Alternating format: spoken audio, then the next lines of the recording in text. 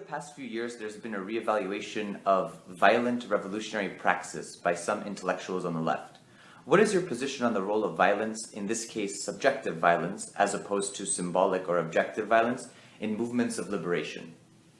Well, first of all, I'm not familiar with the revival, and I don't know exactly what's being advocated, but is what being advocated that we pick up our guns and overthrow the government? Or? Well, basically, some theorists have said that we should really look at the ethical implications of violence through the lens of, for example, the terror in France, and that it was justified what was done during that time period. Maybe it was done, maybe it was not done, but it was done by a government after the government was established, and it carried out a terror campaign, basically, against adversaries. Is that the situation we're in? Some would say we are in, dangerous times with, maybe in dangerous times, but are you and I part of a revolutionary government that controls the armed forces and is confronted with oppositionists who we're trying to eliminate? We're not in that position, of course, at this moment. Okay, so then that analogy is irrelevant. Mm-hmm. Okay, so what is relevant?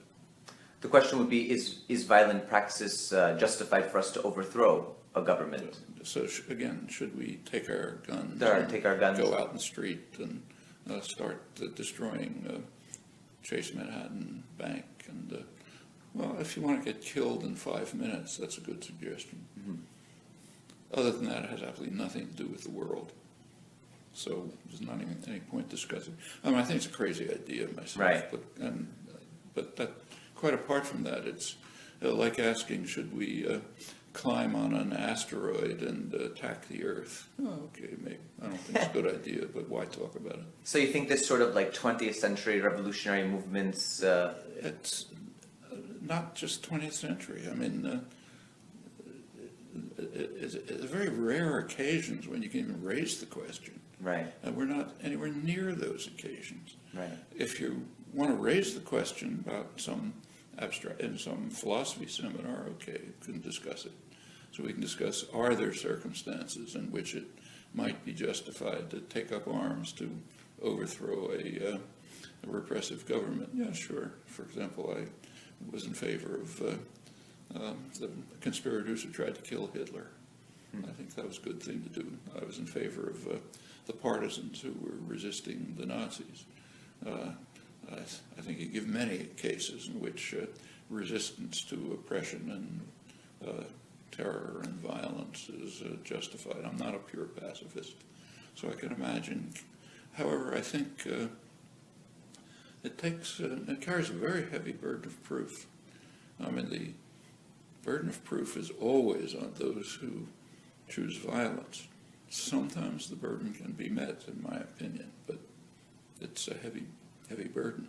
And as I say, now we're in a philosophy seminar, unrelated to the real world. Right. Okay. But if we're talking about the real world, which is what I happen to care about, I don't see much point discussing it.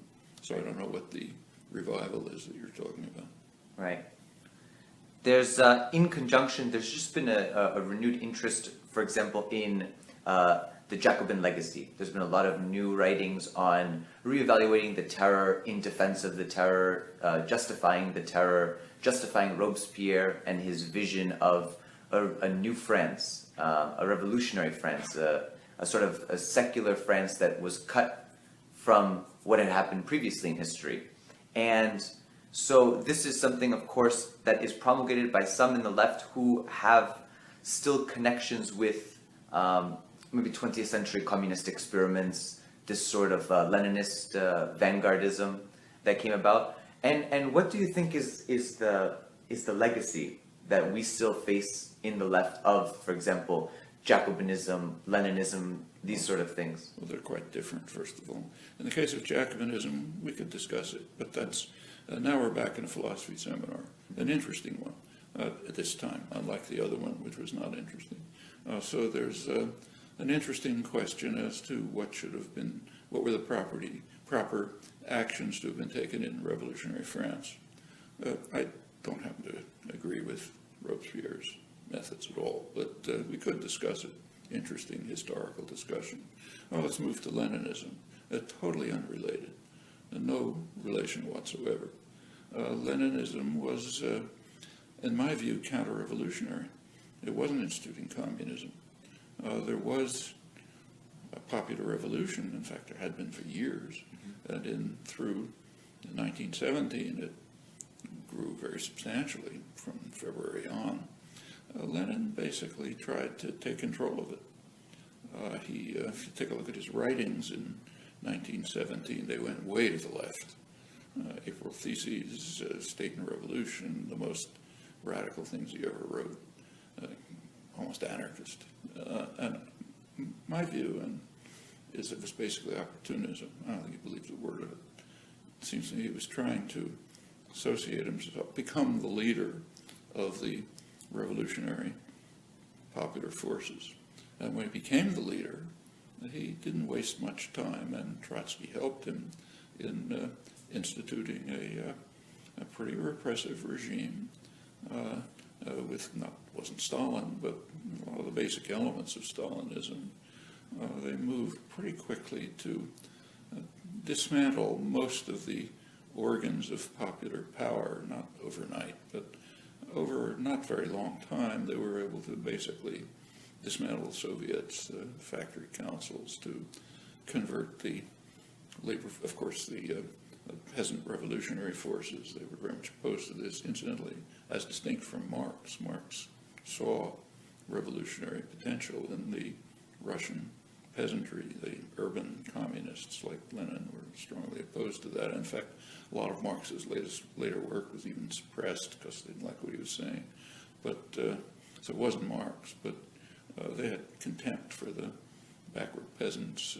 Their conception was that Russia's a backward peasant society. It has to be driven to industrialization, and then out of that, the iron laws of history will lead to socialism and so on, but sometime in the future. And in fact, they regarded Russia as a backwater. They were essentially waiting for a revolution in Germany, the most advanced capitalist country. That's where there should be a revolution. When the revolution was crushed in Germany in 1919, by that time, Russia had been pretty much turned into the kind of labor army that Lenin and Trotsky were advocating, not totally, but mostly. Kronstadt kind of finished it off. But when the German Revolution was crushed, they realized that's not going to work. So we have to do something else to drive Russia towards industrialization. And shortly after that comes the new economic policy, which is essentially, let's introduce state capitalism, but with an iron fist, because we're going to drive them forward. And this is Lenin's vanguardism. It was sharply criticized back in the early years of the 20th century by Marxists.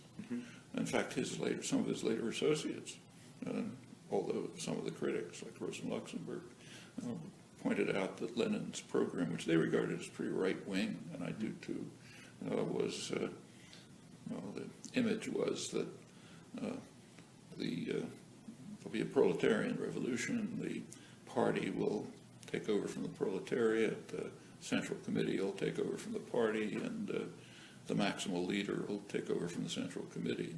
Yeah, pretty much what happened. Not precisely, but that's roughly what happened. And after that, the use of terror to defend the repressive, violent state has nothing to do with communism.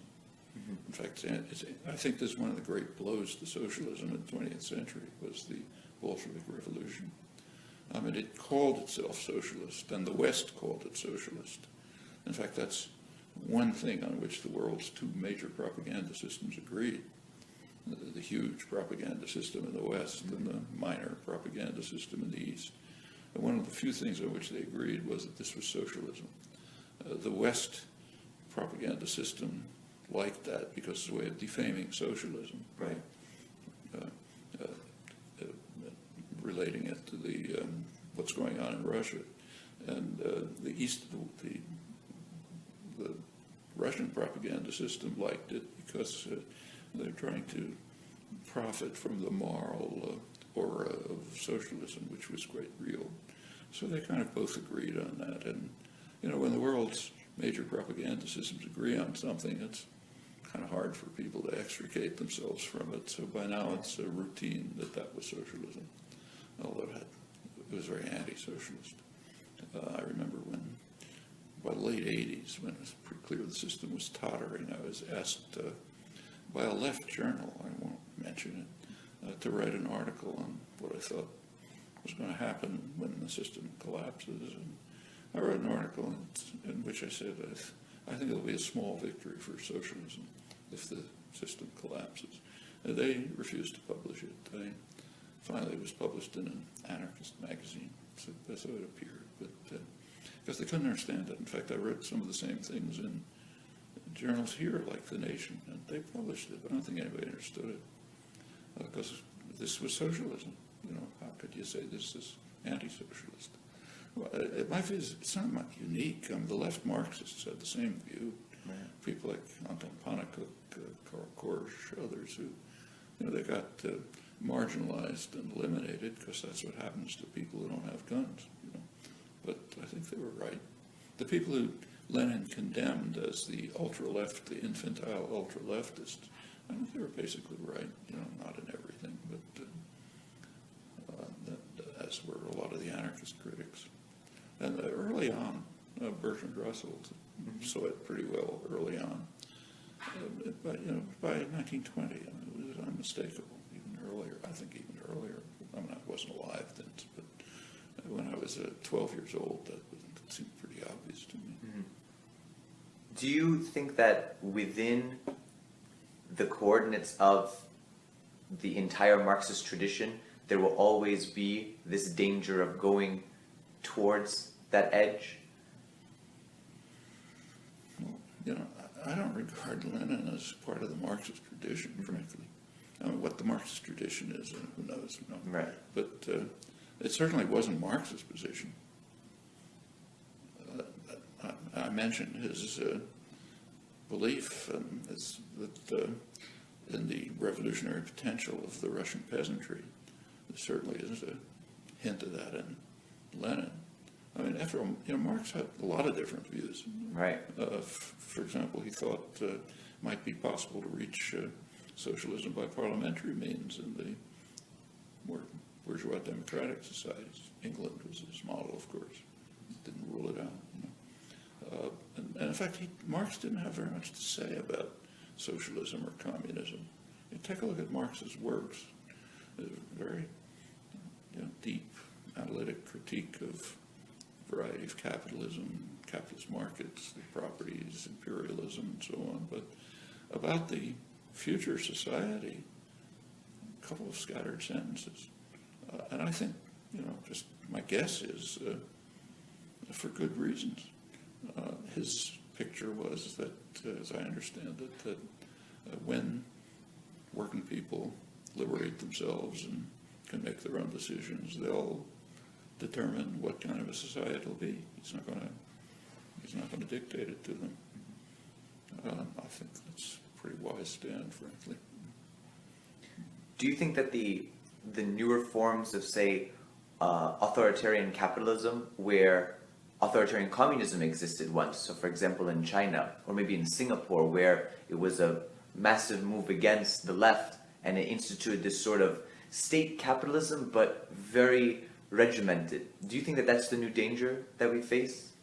It's a danger, and there are many dangers. Of course. But, yeah, I think it's a pretty rotten system, frankly. I mean, it does keep the streets clean, and, you know, people get a good technical education and so on, very repressive.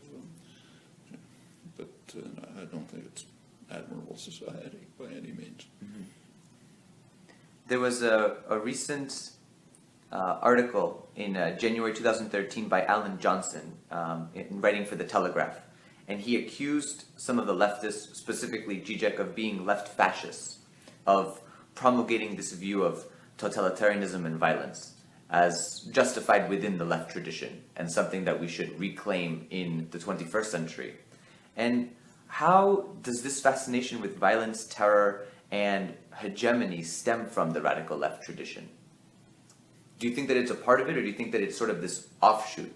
Well, you know, the the radical left, there's a lot of radical left traditions, but the ones that made any sense, in my view, were not committed to violence, except in self-defense.